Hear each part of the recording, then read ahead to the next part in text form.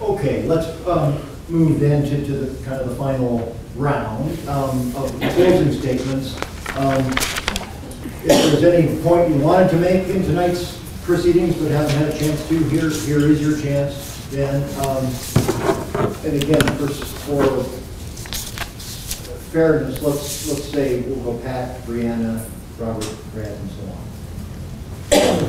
Well, in closing, if anybody's wondering why I chose to run, I believe that all the residents of Dallas County deserve a choice. And it is not a partisan position, but if you have 3 supervisors from the same political persuasion, let's call it, you will have a certain type of perspective in your government. If you have variety, you're going to have a broader perspective of how to address situations. It might make the governing a little harder, but it should make for lively discussion. And I bring to this 43 years of working with young people. With 25 people in the room, if you're listening to everybody, you're probably going to come up with the very best. And 5 supervisors or 3, if they're all coming at it from very similar perspectives, you're going to get one type of reaction. And sometimes over the course of my 67 years, I felt like my ability to see various perspectives was a blessing, but other times it was a curse. But I do think that broad perspective, problem solving, vision creating, just governing, and I promise that I will listen to people, and I will not argue with constituents. That would not be my place as an elected official. The best I can do is promise to listen and consider that perspective when it comes to the decision making or the process of planning. Thank you. Yeah. So in closing, I would like to say that I as well would like to see a little bit more diversity on our board, and with that diversity, an increase in numbers, and that then allowing for some more communication to be happening, but then also more people for you guys to reach out to, more ears, maybe more accessibility. And I do promise that if elected, that I would be accessible to you guys. I would listen to your concerns and go about making decisions based on what my constituents are wanting. And with that, I just ask for your vote in November. Jim, I want to thank you for getting this all together. It was well worth the time. Because I listen, don't always agree. I do like to argue. I didn't say I didn't. Oh, okay. I just won't argue with constituents. Oh, I argue with them all the time. A lot of things have happened, as far as I'm concerned, across this county. We're a growing county. County supervisors seem to think that they don't represent the cities. That really annoys me. I've heard it once. I don't represent them. I represent the outside, the unincorporated. I don't.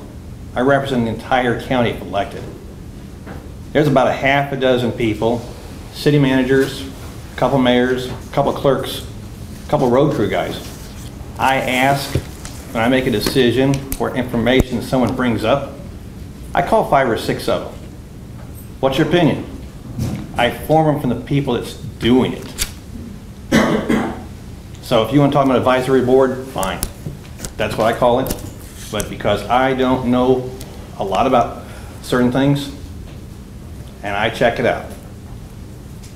I learned a lot about bonds.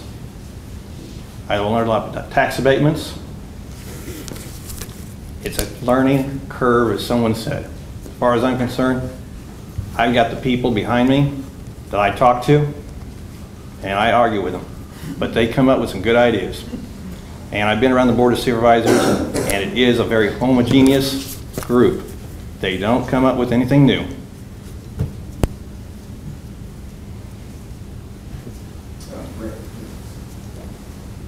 Well, I would like to maybe touch on a comment that was made earlier on and regarding the sales tax, or the petition leading up to the sales tax referendum that we had. And it was mentioned that one of the supervisors wouldn't sign the petition.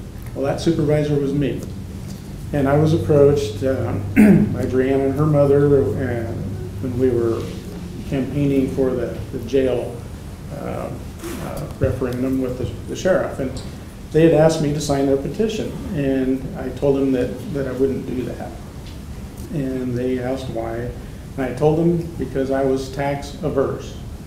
I am not willing to sign something to intentionally raise people's taxes. And so that is a true statement. What I bring to the table is over 14 years of banking, insurance, and financial management experience. I've been asked to continue and run for re-election. I function with the others through stewardship, integrity, and accountability, grounded in the principles of Christian faith. And I work with the county management team in a conservative, common sense manner to keep our county tax levy low. Please vote for Brad November 6th. Well,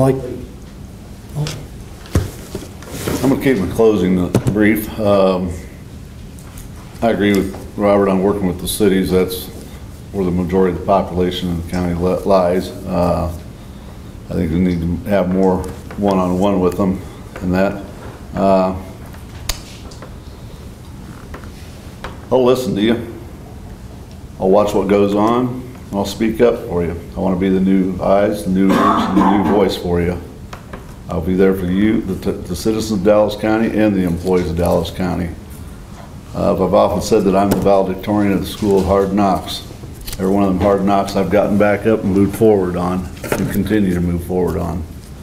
I've always felt that life's a battle. When it knocks you down, you get back up, you brush yourself off, and you attack it again. And that's how I'll be in an office. I'll attack this job 100%. I'm green as it can be when it comes to being a politician, just like anybody else that's in elected office was when they started out. And sometimes I feel fresh and new is the best. I appreciate a vote on November 6th. I am Michael Walrod. I'm the Dallas County people of Dallas County's supervisor candidate. I want to be your new ears, your new eyes, and your new voice. Thank you. Well, I'd like to thank everyone for coming out tonight, and Mr. Caulfield again for promoting and sponsoring this event. Tonight you heard from Mr. Greenway, and what I heard him say is he wants to raise your taxes. He wants to do that. He didn't say this tonight, but he said it in other public arenas, that he wants to use those lost or those local option sales tax dollars to help finance the Dallas County Law Enforcement Center. And you also heard him say he wants to grow county government in the past by creating a county fire marshal position. Again, raising your taxes. The county doesn't even have a fire department, but he wants a county fire marshal. Makes no sense to me. Then you heard from Ms. Stalter, who says she wants to increase the board members from 3 to 5. And she wants to do this because a board is restricted in their ability to converse outside of public meetings, because 2 would constitute a majority, and you can't do that. Well, I agree with that. 2 does create a majority, and that's why we don't converse outside of public meetings. So basically what she's saying is she wants a non-transparent board of supervisor. And any of the candidates that is suggesting a 5-member board, that's one of the realities that you have to consider, is the transparency will go away. Then you heard from Mr. Walrod, who said he would call out public officials. I don't believe that's the management style that I've never done that. I wouldn't do that. If there are issues to discuss, we'll discuss it, but I don't publicly try to humiliate or degrade anyone. I don't think that's an appropriate thing to do. If you want transparency in county government, if you want lower taxes, if you want your government ran as a business, I'm your candidate. And I ask sincerely for your vote on November 6th. Thank you. Thanks to all of the supervisors candidates.